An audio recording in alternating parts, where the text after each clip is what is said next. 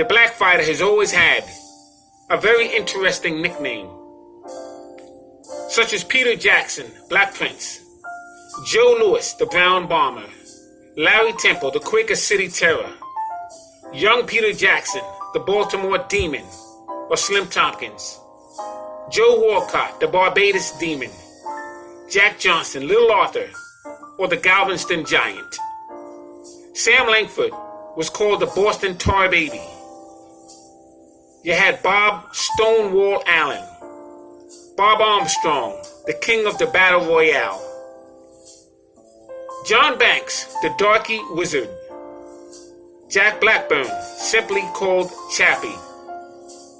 You had Bird Legs Collins, Jeff Clark, the Joplin Ghost, Burt Lytell, Chocolate Kid.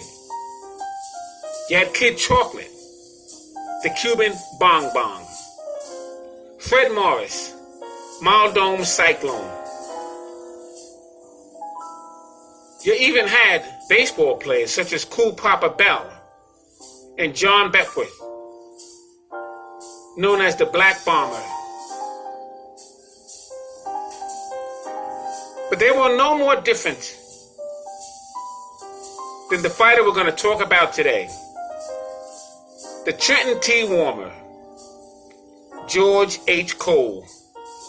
I'm Scrapbook Boxing, and I would like to take a look at George H. Cole's career right here on the Museum of the Forgotten Fisticuffs series. Let's take a look at George H. Cole's career. Fascinating fighter and career he had.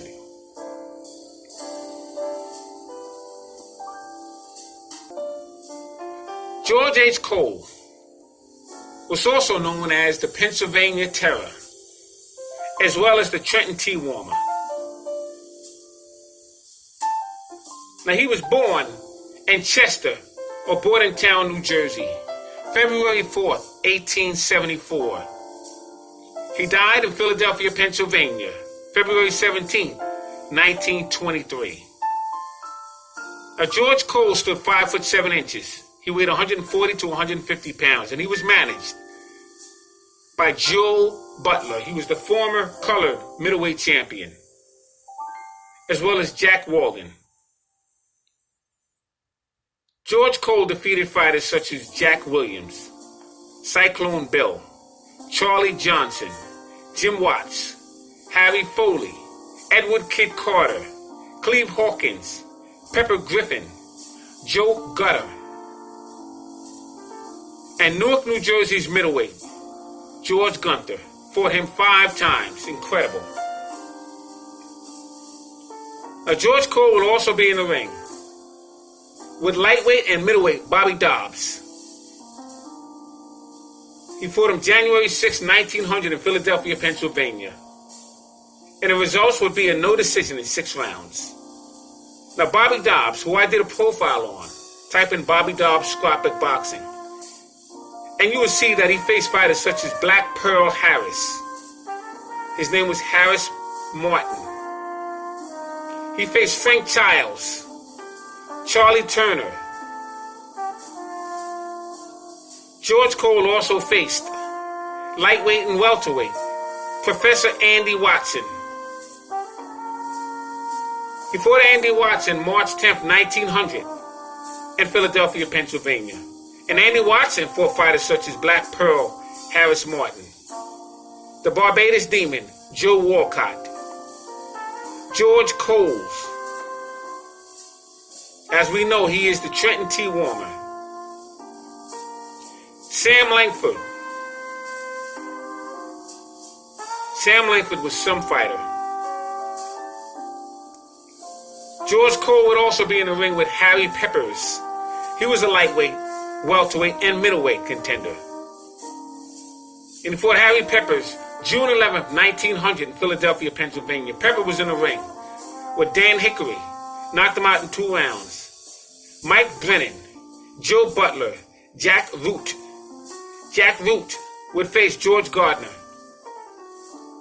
for the light heavyweight championship bout. That was the first light heavyweight championship bout that took place. And George Gardner would be the first light heavyweight champion after defeating Jack Root. Harry Peppers would also face Jack Banner. Coles would be in the ring with light heavyweight Philadelphia Jack O'Brien. He became a champion, but he faced him October 8th, 1900. He lost on a foul in 10 rounds. Now he would lose 2 fights to Philadelphia Jack O'Brien. George Cole would also face the Barbados Demon, Joe Walcott, who was the welterweight champion of the world. He fought in Philadelphia October 6, 1902. Now Joe Walcott was in the ring with Larry Temple, George Cole, young Peter Jackson, Joe Gans, Sam Langford, just to name a few. Fascinating fighter was Joe Walcott. George Cole would also be in the ring with Black Bill. Black Bill faced Larry Temple and young Peter Jackson in George Cole's. George Cole would be in the ring with Joe Grimm. Now he was a very dirty fighter. He turned out to be a heavyweight. He fought as light as lightweight because he was in the ring with Joe Gans and battling Levinsky, who was a light heavyweight. Sam Langford went from featherweight to heavyweight. Jack Johnson, Little Arthur, who was a heavyweight champion and a colored heavyweight champion in 1903 when he defeated Denver Ed Martin. Grimm was in the ring with Bob Fitzsimmons, who was a middleweight, light heavyweight, and heavyweight champion. He would face Jack Burns. He would face Dixie Kidd and Peter Moha.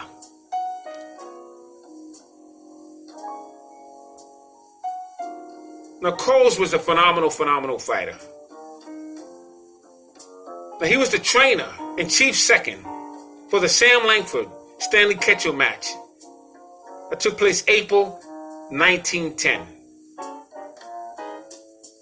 He was in Sam Langford's corner.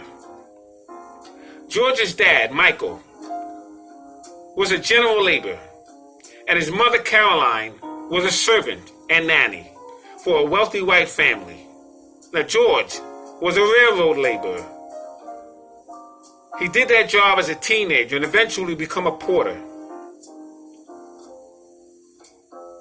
He faced young Sykes, a young African-American fighter, who wound up becoming a featherweight. And he turned out to have a very positive influence on George Cole's life. In the city of Trenton, George Cole was always thought of as a contender in the welterweight division. As early as 1895, the Coles took on Joe Butler.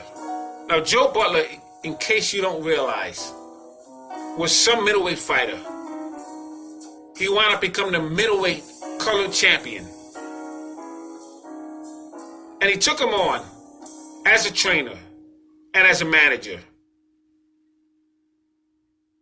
1899, Coles began traveling around Trenton, New Jersey, and his Philadelphia as well, looking for fights as he developed his skills against champions and contenders and championship qualification fighters. He scored a 25-round decision victory over Minnesota's Charles Johnson, 15-round KO over Pepper Griffin. And it was at this point, manager Joe Butler gave him the nickname, the Trenton Tea Warmer. Now, George Butler, remember fighting Harlem's Frank Craig. He was known as the Harlem Coffee Cooler. He fought on 3 separate occasions. And George Cole scored victories over early 1900s. Bobby Dobbs and Bill Larry. Coles was brutally KO'd in Brooklyn by a fighter by the name of Kid Carter. In 1918, Coles told Trenton Times a very funny story that when he sparred with Little Arthur, Jack Johnson, he said to the newspaper, he actually said to them that Jack Johnson couldn't handle his hand speed or skill set. In fact, this took place in 1908. And if I remember correctly, Jack Johnson would defeat Noah Russo, who was otherwise known as Tommy Burns, in Sydney, Australia, for the heavyweight championship of the world. And he told the press that it was for that title he sparred with Jack Johnson, and Jack Johnson couldn't hit him with a bag of rice. Coles also claimed that when Jack Johnson heard the newspaper men would be at the sparring session, he had pulled Coles aside and told him to take it easy on him. He didn't want to make him look bad. George Coles worked as a cook after his boxing career was over. In 1918, while working in the kitchen, he had a stroke and suffered from heart failure. He would later die 2 days before his 44th birthday. George Coles was quite a character. But this man can fight.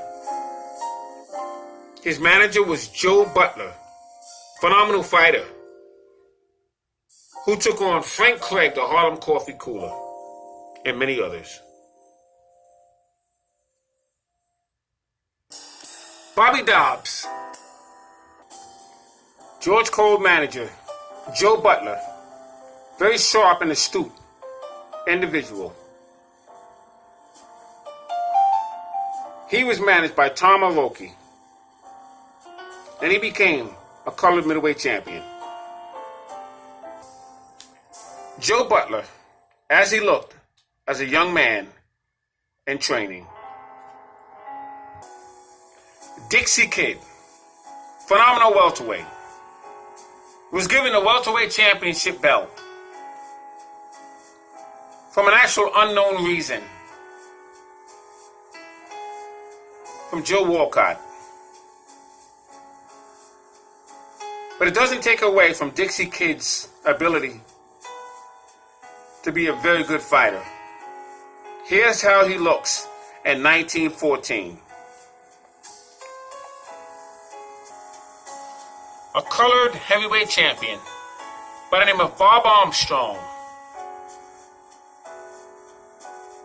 And he was known as the king of the Battle Royale. Very good fighter. Sparring partner for Jim Jeffries and Bob Fitzsimmons. And here's how he looked in 1928. So once again, Scrapbook Boxing, stating all great fights and all great fighters will never be forgotten on my channel. Thanks for viewing George H. Cole. Phenomenal fighter he was. Salute to my subscribers. Salute to these outstanding fighters.